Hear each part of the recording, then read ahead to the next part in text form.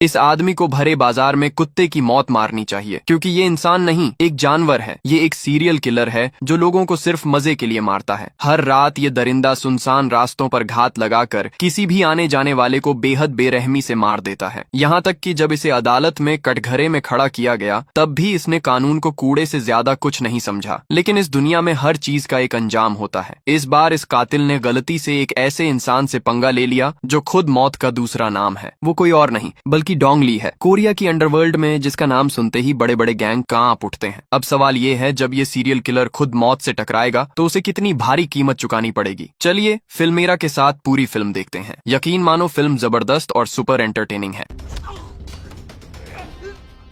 कहानी शुरू होती है एक ठंडे और बेरहम चेहरे वाले युवक से जो कार चला रहा होता है। यही है वो सीरियल किलर जिसकी बात हम अब तक कर रहे थे। असल में वो एक सुनसान सड़क पर अपने शिकार का पीछा कर रहा होता है। वो जानबूझकर आगे चल रही कार को पीछे से टक्कर मार देता है। उसका मकसद साफ होता है, झगड़ा खड़ा करना और शिकार को कार से बाहर निकलने पर मजबूर करना। सामने वाला बुजुर्ग आदमी गुस्से में उसे गालियां देने लगता है, बिना ये जाने कि उसकी जिंदगी यहीं खत्म होने वाली है। और यहीं से कातिल अपनी खूनी चाल चल देता है। वो हत्यारा उस बुजुर्ग आदमी को बेहद बेरहमी से मार डालता है। वो लगातार चाकू से हमला करके उसे इतनी बुरी हालत में छोड़ देता है कि वो इंसान बच ही नहीं पाता। जानकारी के अनुसार ये उस सीरियल किलर द्वारा किया गया 20वां मर्डर था। अगले दिन कोरिया की पुलिस घटनास्थल पर पहुंचती है। लाश की हालत देखकर सभी पुलिसकर्मी हैरान और परेशान हो जाते हैं, क्योंकि रिसेंट के सभी मर्डर एक ही तरीके से किए गए थे। हर बार हत्यारा पीड़ित की कार को पीछे से टक्कर मारता है, फिर मौका पाकर बेरहमी से हत्या कर देता है। इंस्पेक्टर किम इन केसों से पूरी तरह थक चुका है। कई महीनों से कोरियन पुलिस कोई ठोस नतीजा नहीं निकाल पाई है,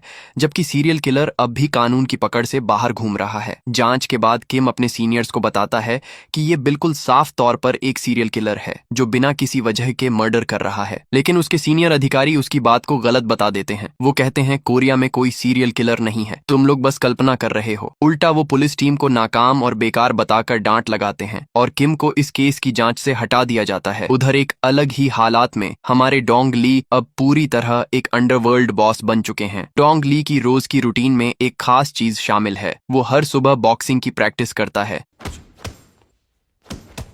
लेकिन जिस पंचिंग बैग पर वो मुक्के बरसाता है उसके अंदर रेत नहीं बल्कि उसके गैंग का एक मेंबर होता है। जो भी उससे गद्दारी करता है उसे बहुत भारी कीमत चुकानी पड़ती है। आज के समय में डोंग ली की हैसियत अंडरवर्ल्ड के सबसे बड़े लीडरों में से एक की है। अकेले उसके हाथ में कई इलाके और बड़े बड़े धंधे हैं। एक दिन इलाकों के बंटवारे को लेकर एक मीटिंग होती है, लेकिन दूसरी गैंग का लीडर डोंग ली को हल्के में लेता है। जब डोंग ली का एक आदमी उसकी तरफ से बोलता है तो वो बदतमीज लीडर उसके चेहरे पर पानी फेंक देता है और डोंग ली को ये कहकर बेइज्जत करता है कि उसे अपने आदमियों को संभालना नहीं आता। तभी डोंग ली खुद आगे बढ़ता है। वो अपने ही आदमी को एक घूंसा मारकर समझा देता है कि कब बोलना है और कब नहीं। लेकिन वो दूसरी गैंग के लड़के को भी नहीं छोड़ता और उसका दांत निकाल देता है। सब समझ जाते हैं कि डोंग ली से उलझना कितना महंगा पड़ सकता है। वो उस आदमी का दांत एक ग्लास में डाल देता है। डर के मारे सामने वाले गैंग का लीडर चुपचाप गिलास उठाकर पी जाता है। इसके बाद इलाकों का समझौता बिल्कुल शांति से पूरा हो जाता है। उस रात डोंग ली अकेले घर लौटने का फैसला करता है। वो बिना किसी बॉडीगार्ड के गाड़ी चलाता है, लेकिन एक सुनसान सड़क पर अचानक एक दूसरी कार उसकी गाड़ी को पीछे से जोरदार टक्कर मार देती है। असल में वो सीरियल किलर शिकार की तलाश में था और इस बार उसका अगला निशाना खुद डोंग ली था। टक्कर के बाद जब उसे लगता है कि कार को ज्यादा नुकसान नहीं हुआ है तो डोंग ली शांति से बाहर निकलता है। डोंग ली उसे माफ करने ही वाला था, लेकिन जैसे ही उसने दूसरी तरफ मुंह घुमाया अचानक सीरियल किलर ने चाकू निकाला और डोंग ली पर लगातार कई वार कर दिए। लेकिन डोंग ली बहुत ताकतवर था, इसलिए उसने समय रहते हालात पलट दिए।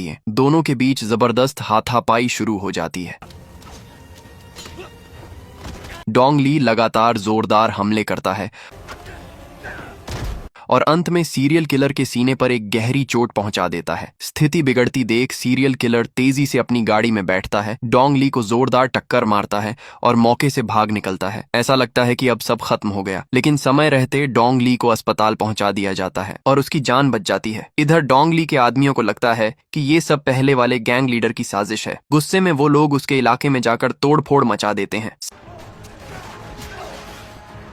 सच में ऐसे भाई पूरी तरह वफादार होते हैं। उधर सीरियल किलर की हालत काफी खराब हो जाती है। डोंग ली के वार से उसके सीने में गंभीर चोट लगी होती है। दर्द सहते हुए वो खुद ही अपने जख्मों को संभालने की कोशिश करता है। उसी समय एक बुजुर्ग आदमी गलती से वहां से गुजरता है और वो भी उस किलर का शिकार बन जाता है। अगले दिन डोंग ली की हालत काफी सुधर जाती है। वो अपने एक आदमी से कहता है कि कल का हमला उस पुराने गैंग लीडर ने नहीं करवाया, क्योंकि जिस शख्स से उसका सामना हुआ था उसकी लड़ने की स्टाइल किसी आम गुंडे जैसी नहीं थी। डोंग ली को उस आदमी के कार का नंबर याद था। वो तुरंत नंबर लिखता है और अपने आदमियों को जांच के लिए भेज देता है। जब पुलिस अफसर किम को ये खबर मिलती है कि एक अंडरवर्ल्ड डॉन पर चाकू से हमला हुआ है तो वो काफी हैरान हो जाता है। वो सीधे डोंग ली से मिलने जाता है ताकि घटना की जानकारी और बयान ले सके, लेकिन डोंग ली एक भी सुराग देने से मना कर देता है। उसका मानना है कि कोरियन पुलिस बस नाम की है, काम की नहीं। इससे किम और भी ज्यादा नाराज हो जाता है और खुद ही जांच शुरू करने का फैसला करता है। जब वो डोंग ली की कार देखता है तो पाता है कि कार का पिछला हिस्सा बुरी तरह टूटा हुआ है। यहीं से उसे पूरा यकीन हो जाता है कि ये सब किसी सीरियल किलर का ही काम है। दूसरी तरफ अंडरवर्ल्ड का डॉन होते हुए भी एक सड़क छाप गुंडे से हमला झेलना डोंग ली की इज्जत को काफी नुकसान पहुंचा चुका होता है। इतना ही नहीं, पहले वाला गैंग लीडर खुद डोंग ली के पास आकर शिकायत करता है। वो कहता है कि तुम्हारे लोगों ने मेरे इलाके में गलतफहमी में तोड़ फोड़ की है, इसका हर्जाना तुम्हें देना होगा। वो डोंग ली का मजाक उड़ाते हुए कहता है, अगर मैं इतना बड़ा डॉन होता और मेरे साथ ऐसा होता तो मैं तो शर्म से खुदकुशी कर लेता। ये सुनकर डोंग ली अंदर ही अंदर उबल रहा होता है, लेकिन हालात बिगड़ने से बचाने के लिए वो खामोशी से सब सह लेता है। उधर किम अपने सीनियर अफसर से इजाजत मांगता है कि डोंग ली को हिरासत में लेकर पूछताछ की जाए। उसका मानना है कि यही एक तरीका है जिससे सीरियल किलर तक जल्दी पहुंचा जा सकता है, लेकिन उसका सीनियर इस प्रस्ताव को सीधे ठुकरा देता है, क्योंकि असल में वो चुपचाप डोंग ली के साथ गलत धंधों में शामिल है। अब किम अकेला पड़ चुका है और दूसरी तरफ सीरियल किलर अब भी खुलेआम घूम रहा है। अब सीरियल किलर फिर से रात के शिकार पर निकल चुका है। इस बार एक सुनसान सड़क पर उसका शिकार बनता है। एक ट्रक ड्राइवर अंकल जो माल लोड होने का इंतजार कर रहे होते हैं, और इस तरह एक और बेगुनाह इंसान बिना वजह मार दिया जाता है। जब किलर ट्रक के अंदर चढ़ता है तो वहाँ उसे एक जन्मदिन का केक पहले से रखा हुआ मिलता है। असल में वो बदकिस्मत ड्राइवर घर लौटकर अपनी बेटी का जन्मदिन मनाने वाला था, लेकिन किस्मत को कुछ और ही मंजूर था। सीरियल किलर केक खोलकर उसे बेहद बेरहमी से खाने लगता है। इसी दौरान ट्रक के अंदर एक और आदमी मौजूद होता है। किलर उसकी तरफ देखता है और चेहरे पर खौफनाक मुस्कान आ जाती है। अब उस आदमी का अंजाम क्या हुआ होगा ये तो सब समझ ही सकते हैं। किलर उसे भी मार देता है और भागते समय उसका चाकू गलती से सड़क किनारे गिर जाता है। अगले दिन डोंग ली एक महिला आर्टिस्ट से सीरियल किलर का चेहरा बनवाता है। वाकई उसकी कला कमाल की होती है। तस्वीर हाथ में लेकर डोंग ली अपने आदमियों को हर जगह छानबीन के लिए भेज देता है, लेकिन दूसरी तरफ ये अफवाह फैल चुकी होती है कि डोंग ली पर किसी ने जानलेवा हमला किया था। इसी वजह से उसकी इज्जत और रुतबा लगातार गिरता जा रहा होता है। कई बिजनेस पार्टनर उसके साथ मिलकर इन्वेस्टमेंट करने से पीछे हट जाते हैं। अगर यही हाल रहा तो डोंग ली का साम्राज्य ज्यादा दिनों तक टिक नहीं पाएगा। उसके आदमियों को सड़क किनारे वही चाकू मिल जाता है जो सीरियल किलर वारदात के बाद गिरा गया था। उस चाकू को देखकर डोंग ली का गुस्सा और भी भड़क उठता है और फिर अगले ही दिन डोंग ली और पुलिस अफसर किम एक समझौते पर पहुंचते हैं। दोनों मिलकर उस सीरियल किलर को किसी भी कीमत पर पकड़ने का फैसला करते हैं। डोंग ली सारे पुख्ता सबूत पुलिस को देने के लिए तैयार हो जाता है। अब एक तरफ है कानून और दूसरी तरफ अंडरवर्ल्ड की ताकत, और बीच में है एक दरिंदा। लेकिन एक शर्त भी होती है, जो भी पहले सीरियल किलर को पकड़ेगा उसे सजा देने का पूरा अधिकार होगा। किलर का स्केच मिलते ही किम अपने सभी साथियों को अलग अलग इलाकों में जांच के लिए भेज देता है, लेकिन सीरियल किलर पकड़े जाने से पहले ही डोंग ली एक और ज्यादा खतरनाक साजिश रच देता है। वो अपने आदमियों को सीरियल किलर का वही चाकू देता है और उसी से पहले वाले गैंग लीडर को मरवा देता है। उसका मकसद साफ होता है, एक तरफ अपना बिजनेस दुश्मन खत्म करना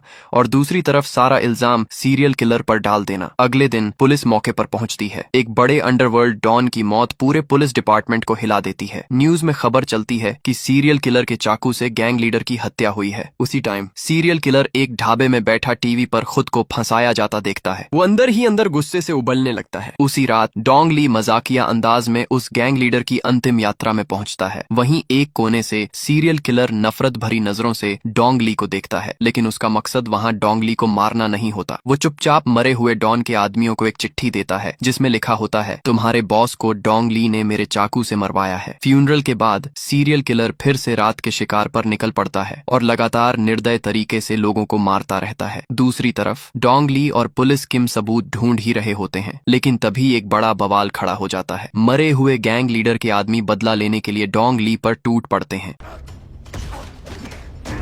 वो हर कीमत पर उसे मारना चाहते हैं। लेकिन डोंग ली कोई आम आदमी नहीं होता। वो अकेले ही 10-12 गुंडों को आसानी से लपेट लेता है। जो बदकिस्मत उसके मुक्के के सामने आता है वह सीधा जमीन पर गिर जाता है। कुछ ही देर में मरे हुए गैंग लीडर के सारे आदमी डोंग ली द्वारा पूरी तरह साफ कर दिए जाते हैं। उधर पुलिस अफसर किम एक और बदमाश से हाथापाई कर रहा होता है, लेकिन हालात ऐसे बन जाते हैं कि उससे गलती से उस बदमाश की जान चली जाती है। अगर ये बात बाहर आ जाए तो सीधा जेल और जिंदगी भर सलाखों के पीछे। लेकिन इस बार डोंग ली किम की मदद करता है और लाश को चुपचाप दफना दिया जाता है। अगले दिन किम के चेहरे पर चोट के निशान देखकर उसका सीनियर घबरा जाता है। फिर भी वो बिना देर किए किम को एक किडनैपिंग के केस की जांच पर भेज देता है। एक केस अभी पूरा भी नहीं हुआ था कि दूसरी मुसीबत सिर पर आ गिरी। लगातार दबाव और थकान से किम काफी परेशान हो चुका होता है। जांच के दौरान वो एक सुनसान गली के मुहाने पर खड़े एक संदिग्ध को देखता है और उसी पल उसे यकीन हो जाता है यही असली मास्टरमाइंड है। वो कोई और नहीं बल्कि वही सीरियल किलर होता है। किम अपने 2 साथियों के साथ तुरंत उसके पीछे भागता है, लेकिन कुछ ही दूर जाकर वो उसे नजरों से खो देते हैं। इस नाकामी से किम बेहद डिमोटिवेट हो जाता है। उसे लगता है कि वो किसी काम का नहीं है। जब वो थाने वापस पहुंचता है तो एक महिला कांस्टेबल उसके हाथ में एक अहम सुराग देती है। वो बताती है हत्या की जगह से उंगलियों के निशान यानी फिंगरप्रिंट्स निकाले गए हैं और उन्हीं फिंगरप्रिंट्स के आधार पर किम अब सीरियल किलर तक पहुंचने के और करीब आ चुका होता है। आखिरकार किम उस आदमी के ठिकाने तक पहुंच ही जाता है, लेकिन वहां का नजारा देखकर वो खुद भी चौंक जाता है। वो जगह किसी टूटी फूटी बस्ती से कम नहीं थी। किम घर की तलाशी लेता है और तभी उसकी नजर एक परिवार की तस्वीर पर पड़ती है। वो तुरंत उस सुराग को निकालता है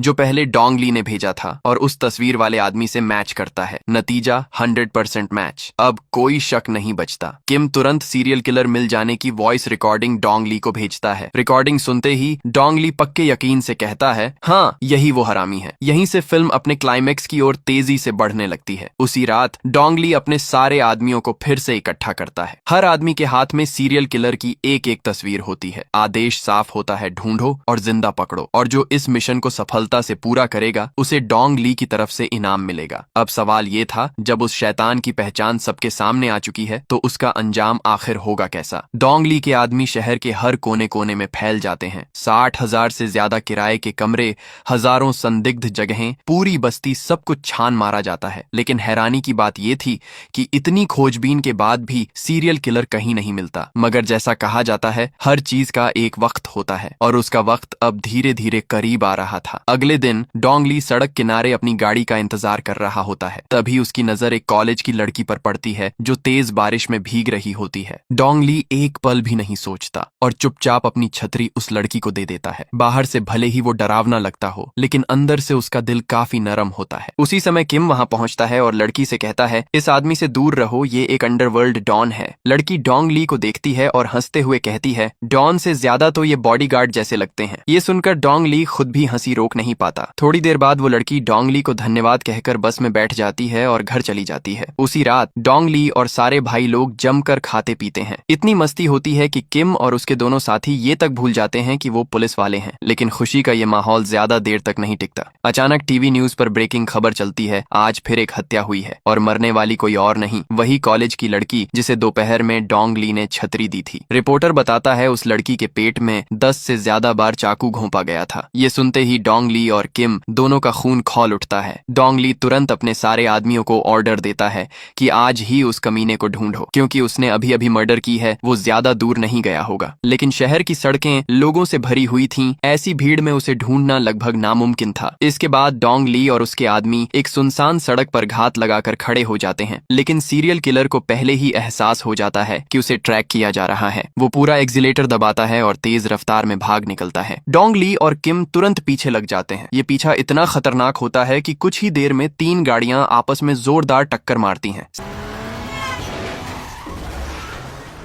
सबके सिर घूम जाते हैं, लेकिन उस अफरा तफरी के बीच सीरियल किलर फिर से भाग निकलता है। डोंग ली और किम जान की बाजी लगाकर उसके पीछे दौड़ते हैं, क्योंकि अब उसे एक और मौका देना बहुत खतरनाक था। तभी अचानक सीरियल किलर घात लगाकर डोंग ली के एक आदमी पर हमला करता है। वो आदमी मौके पर ही मारा जाता है। जब डोंग ली वहां पहुंचता है तब तक बहुत देर हो चुकी होती है। मरता हुआ आदमी आखिरी ताकत से उंगली उठाकर बताता है सीरियल किलर किस दिशा में भागा है। अब कोई रास्ता नहीं बचता। डोंग ली दांत भींचकर उस हैवान के पीछे अकेले दौड़ पड़ता है, क्योंकि अब ये सिर्फ बदला नहीं, इंसाफ का सवाल बन चुका था। उस सीरियल किलर के खून के निशान का पीछा करते हुए डोंग ली सीधे एक बियर बार में पहुंच जाता है। वो हर कमरे की जांच करता है। अंदर लोग हंस रहे होते हैं, मस्ती में डूबे होते हैं, लेकिन कुछ तो गड़बड़ लगती है। डोंग ली दोबारा ध्यान से देखता है तो पाता है एक कोने में दो लड़कियां डर के मारे रो रही हैं, और अंदर ही सीरियल किलर एक और लड़की को बंधक बनाए खड़ा है। उसे भी फील हो जाता है कि आज उसकी कुटाई होने वाली है। अगले ही पल डोंग ली दरवाजा तोड़कर अंदर घुसता है और सीधे उस किलर पर मुक्कों की बारिश कर देता है। एक भी वार खाली नहीं जाता। बिना किसी रहम के वो उसे जमीन पर गिरा देता है। किलर वहीं बेहोश हो जाता है। डोंग ली गुस्से में उसे रास्ते भर घसीटते हुए अपने अड्डे पर ले जाता है। खून उगलने के बाद भी वो हैवान हंसने की कोशिश करता है। ये देखकर डोंग ली और भी भड़क जाता है। वो सोचता है ऐसे दरिंदे जिंदा रहने के लायक नहीं है। लेकिन जब वो उसे खत्म करने ही वाला होता है तभी पुलिस ऑफिसर किम वहां पहुंच जाता है। वो डोंग ली को पीछे धक्का देता है और सीरियल किलर को गिरफ्तार कर लेता है। कुछ ही देर में खबर फैल जाती है, सीरियल किलर पकड़ा गया। पूरा देश हिल जाता है। मीडिया भी हॉस्पिटल पहुंच जाती है। किलर पूरी तरह शांत दिखता है, न डर न पछतावा। वो सारे आरोपों से इनकार कर देता है। पुलिस के पास ठोस सबूत नहीं होते। सिर्फ एक चाकू के आधार पर उसे दोषी ठहराना नामुमकिन था। किम बेबस हो जाता है। उसे भी लगता है काश डोंग ली ने उसे वहीं खत्म कर दिया होता। कोर्ट में सीरियल किलर बेफिक्र बैठा रहता है, ना गवाह ना सबूत। कानून कुछ नहीं कर पाता। वो कोर्ट में भी हंसता है, लेकिन तभी अचानक डोंग ली कोर्ट में आ जाता है। वो सारे सबूत और पूरी कहानी जज के सामने रख देता है। वो बताता है लड़ाई के दौरान उसने किलर को सीने में वार किया था। पुलिस जांच करती है और सब सच निकलता है। इसके अलावा वो एक पत्र भी दिखाता है जो सीरियल किलर ने पहले भेजा था। हैंड राइटिंग पूरी तरह मैच हो जाता है। अब किलर के पास बचने का कोई रास्ता नहीं। आखिरकार कोर्ट उसे मौत की सजा सुनाता है। वहीं डोंग ली भी कानून तोड़ने के कारण जेल जाने को तैयार हो जाता है। जब वो जेल पहुंचता है तो सारे कैदी उसे इज्जत से देखते हैं और सीरियल किलर उसे देखकर पीला पड़ जाता है, क्योंकि किम ने जानबूझकर उन्हें एक ही सेल में रखा था ताकि डोंग ली उस मासूम लड़की के लिए इंसाफ ले सके। अब डोंग ली उसके साथ क्या करेगा ये तो हम पहले से ही जानते हैं। अगर आपको ये मूवी अच्छी लगी हो तो 5 स्टार में से आप इसको कितने देंगे कमेंट में जरूर बताइएगा। हो सके तो वीडियो को हाइप जरूर करें और वीडियो को लाइक करके चैनल को सब्सक्राइब भी जरूर कर दें।